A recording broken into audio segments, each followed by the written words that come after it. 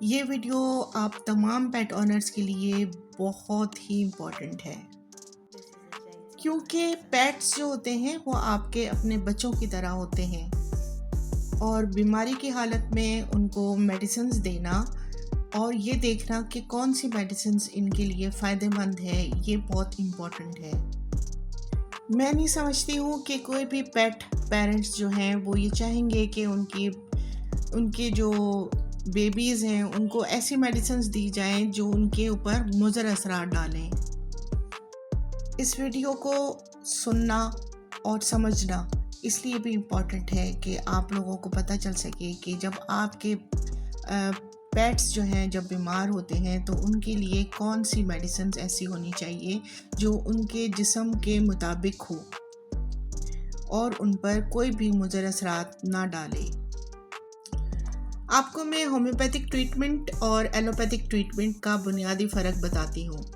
Homeopathic treatment جو ہے اس کی آزمائش انسانوں پر ہوئی ہے، اور میڈیسنز لینے کے بعد جو علامات ظاہر ہوتی ہیں ان کو نوٹ ڈاؤن کیا جاتا ہے۔ سیکنڈ، جو ہرب استعمال کی جاتی ہے اس کی پاور کو بھی اور اس کے مضر اثرات کو بھی پوٹینٹائزیشن کے عمل کے ذریعے کم سے کم کیا جاتا ہے تاکہ اس میڈیسنز کا کوئی بھی سائیڈ ایفیکٹ نہ رہے۔ چونکہ آپ لوگوں کو میں نے بتایا ہے کہ ہومیوپیتھک میڈیسنز آرگینک انگریڈینٹ سے بنی ہوئی ہوتی ہے اور اس کے مضر اثرات کو بھی پوٹینٹائزیشن کے ذریعے ختم کر دیا جاتا ہے، تو یہ کمپلیٹ آرگینک ٹریٹمنٹ ہے۔ اب آپ لوگوں کے نالج کے لیے یہ بات بتانا چاہوں گی کہ انسان کی جو باڈی ہوتی ہے وہ لیونگ سیل سے بنی ہوئی ہوتی ہے، یعنی کہ وہ بالکل آرگینک ہوتی ہے، اس لیے قدرت آپ کو آرگینک میڈیسن ہی ریکمینڈ کرتی ہے۔ اب آپ لوگ یہاں پہ یہ سوال کریں گے کہ چلیں آپ کی جو میڈیسنز ہیں وہ انسان کی باڈی کے لیے بہت ہی مفید ہیں، تو کیا یہ جانوروں کے لیے بھی اتنی ہی مفید ہوگی؟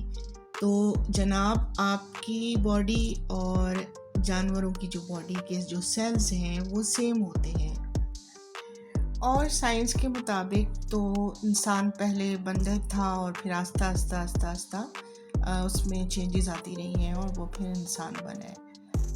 اس لیے یہ سب بات ثابت ہوتی ہے کہ انسان ہو گیا، پلانٹس ہو گئے یا اینیملز ہو گئے، یہ سارے جو ہیں یہ لیونگ سیل سے بنے ہوئے ہیں، یعنی کہ آرگینک ہیں۔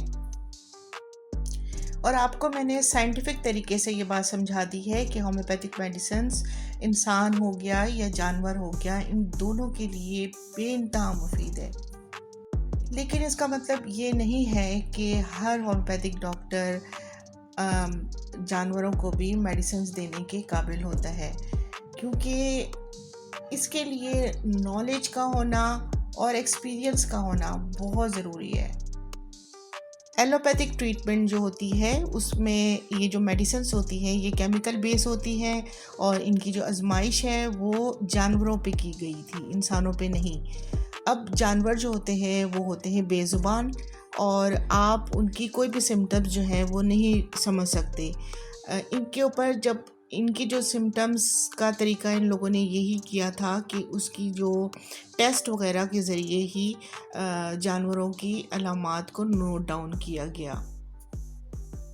غور طلب بات یہ ہے کہ چونکہ یہ میڈیسنز کیمیکل بیس ہوتی ہیں، ان کو پوٹینٹائز نہیں کیا جاتا، ایز اٹ از آپ کو اور آپ کے پیٹس کو دیا جاتا ہے، تو اس کے جو اثرات ہوتے ہیں وہ بہت زیادہ ہوتے ہیں آپ کی باڈی پہ بھی اور جانوروں کی باڈی پر بھی، یعنی کہ سائیڈ ایفیکٹس بہت ہوتے ہیں۔ ہر چھوٹی سی چھوٹی میڈیسنز، چاہے پیناڈول ہو چاہے ڈسپرین ہو، ان سب کے سائیڈ ایفیکٹس ہوتے ہیں۔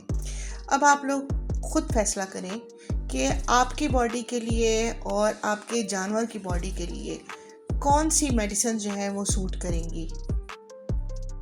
یہ فیصلہ میں آپ پہ چھوڑتی ہوں۔